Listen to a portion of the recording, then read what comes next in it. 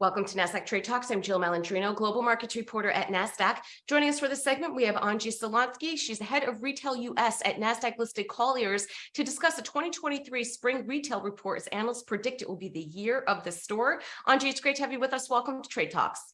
Thank you. Thank you for having me. You got it. Tell us more what's happening in the brick and mortar space. Oh, it's pretty exciting. I mean, we hear a lot of, perceptions out there as it relates to retail.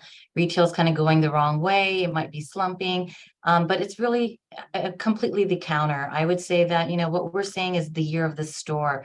We have seen more store openings in 2022, and we continue to forecast the same for 2023 versus closures. Of course, there's going to be a handful of retailers out there that are kind of redefining their strategies, but more importantly, there's going to be a continuation of store growth.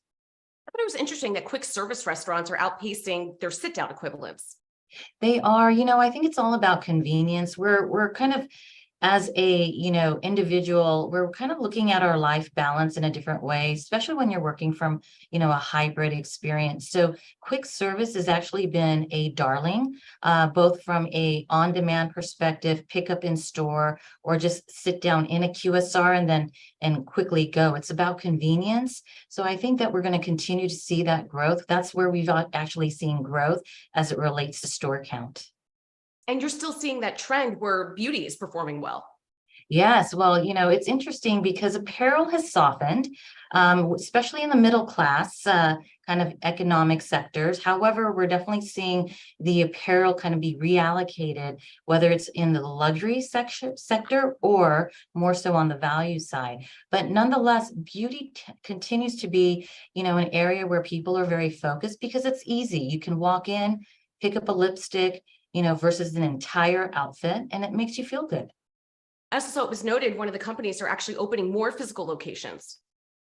What was that? Sorry, one last time? One of the companies, Glossier, they're actually opening more physical locations, to your earlier point about brick and mortars returning.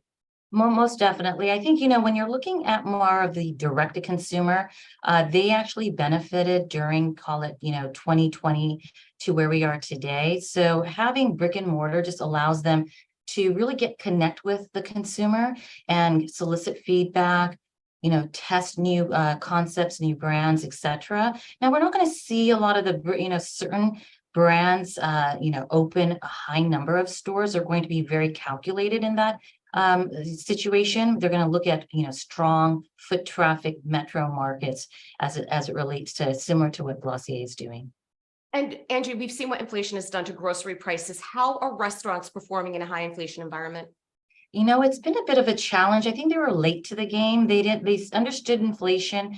It was impacting them in addition to other variables such as labor. But keep in mind a couple of things, when we look at that restaurant sector, it is a mix between QSR as well as full service. Our full service restaurants opened or reopened slightly later. They also opened different hours of the day. So they had a little bit of a slow comeback.